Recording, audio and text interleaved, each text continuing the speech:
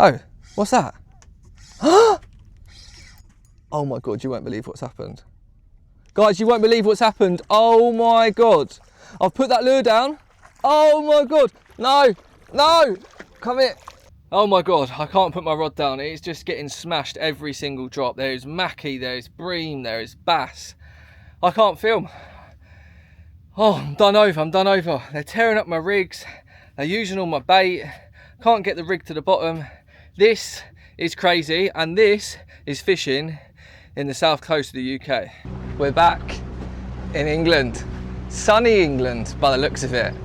The weather is beautiful. I've got a little window, a few hours this afternoon, and I'm going to try and catch some fish. So come along with me and see what we get up to. We're going to be bait fishing, we're going to be lure fishing. I've got some lures that I've brought back from Florida, and they are unreal, Yozuris. So I've got one out actually behind me now.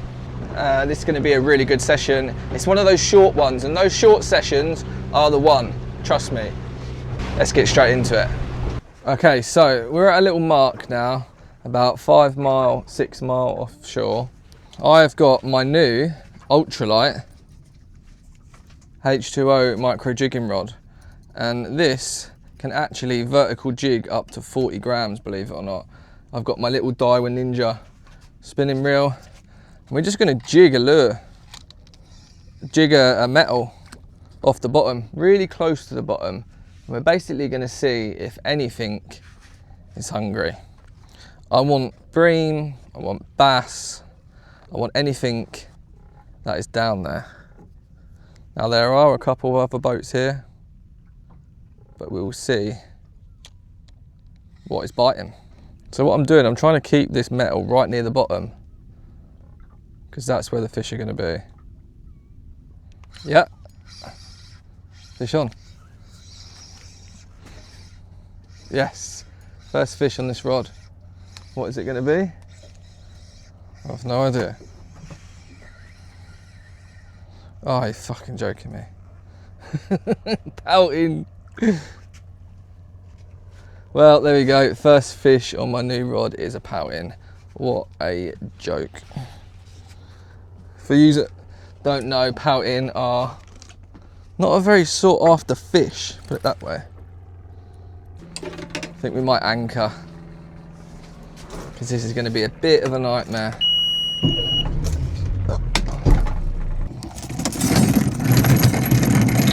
So, I have just baited up this little rod with some squid, and it is on some sabiki hooks, and it's tiny little strips of squid. Oh, hang on, I think I'm in. Yeah, I'm in straight away, first drop.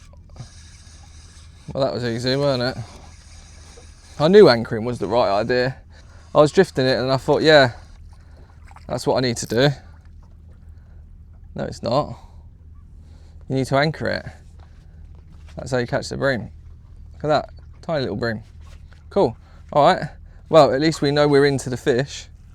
So let's get fishing, shall we, people? I've anchored up, and what I've got here is I've got a little sabiki rig.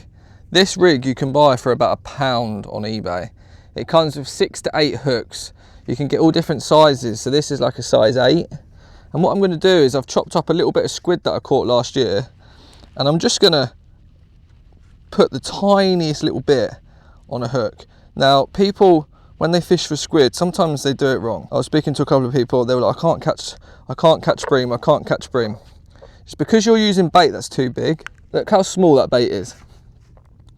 That is the size you want on tiny hooks. You don't want big bits. You don't want big bits like this, okay? You just want little bits like that. Now, I'm not going to cut any of the footage in this quick clip, okay? I'm going to put this rig down now. I've anchored over a reef, and that's where you want to be fishing, is over a reef for bream, okay? So I'm going to put this rig down. Now, I'm not going to cut the footage, okay? It's going to keep it rolling. Let's see how long it takes to catch a bream. Because bream are not hard to catch. They're actually very easy. They live in little reefs, they make their nests, and that's where they come back each year. So all you need to do is use a little bit, there we go, fish on, a little bit of squid like that, or a little bit of mackerel. I really prefer squid because it's a lot tougher than mackerel. But here we go, we've got a fish straight away. This is just the second drop. And there we go, it is literally as easy as that. There's nothing special to it. People, oh, you need to use this rig, you need to use that rig. No, you don't. You don't need to use that. This bream is too small to keep. See it? But that is just caught on a sabiki rig. Just nice and simple. We're gonna try and catch a bigger one. There will be bigger ones down there. But for the second drop, it's not bad going, is it really? Should we try again? Let's not cut the footage. None of this cutting the footage so it makes it look like you've caught the fish in 2 seconds. Let's just keep it rolling. So when you're bream fishing, another tip is you want to keep the bait quite close to the bottom. The bream are on the bottom, they're in the reef, they're in the actual reef. They make little nests. So keep it near the bottom. I'll give you another tip in a minute. I'm acting like I'm a pro, I'm not. I'm just some geezer called Southie that goes fishing. Yeah, there we go. Oh, this one feels better. Jesus. Yeah, this one feels much better unless I've got a couple.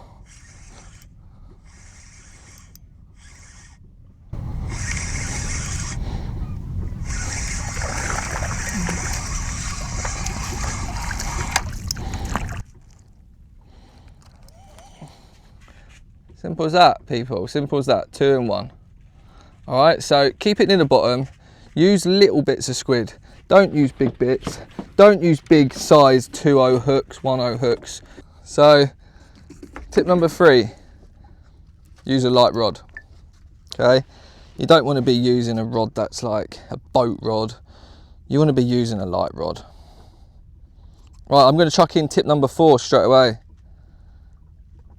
Get a squid that has the tentacles like that. See that? That is a prime bait. Do you want to see why? Look, you've got your tentacles, yeah? 2 baits, 4 baits, 6 baits, 8 baits. Look at all these baits you've got here now. See?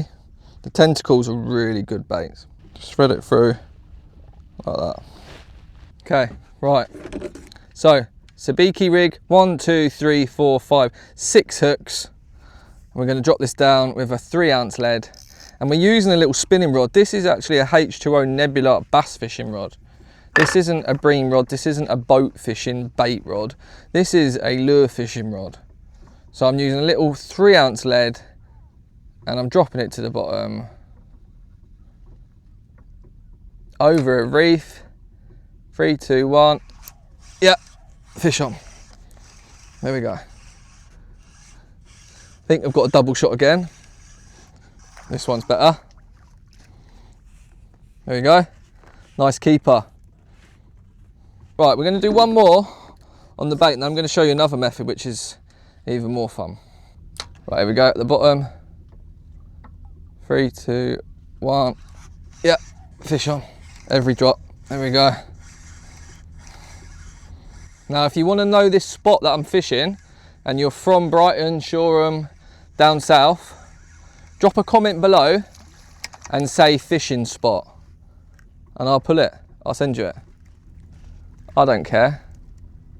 This is a good spot. I want you all to catch fish. Right, we're going to try a different method. I've recently just bought a new rod. It's a H2O micro jigging rod. It is a vertical jigging rod, so it actually can jig up to 40 grams, but it's actually classed as a ultra light rod. So I've got my Daiwa Ninja 2000. I've got 5-pound braid on here, and I've got 12-pound fluoro. I've got 40 gram metal, right? I'm going to drop this down, and I'm going to try and get a bigger bream. I'm going to try and catch a bream on a metal. this can be done. It's a little bit harder than bait, but it can be done. So let's give it a go, shall we, people? Oh shit. Oh shit, I'm in. Straight away. Oh, this feels... This is good fun on this little rod, I'll tell you that. Oh, what's that? Oh my God, you won't believe what's happened. Guys, you won't believe what's happened. Oh my God. I've put that lure down. Oh my God. No, no, come here. I have caught two, not one, I've caught two mackie on my new rod on one jig. That is crazy, what?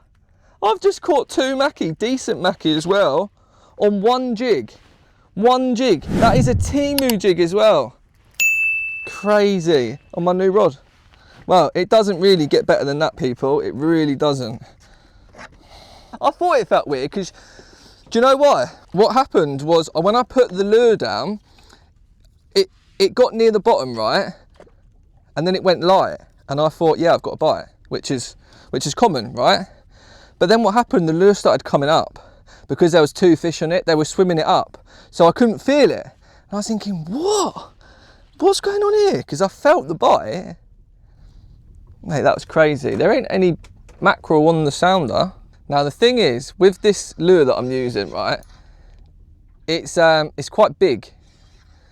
Bream only have tiny little mouths. Now Bream will actually attack this because they think it's someone coming for their nest. So what I'm going to do here is I'm casting up tide, because what happens is the lure will drift past the boat and go down. So that's what we want it to do. Wow, it's hot.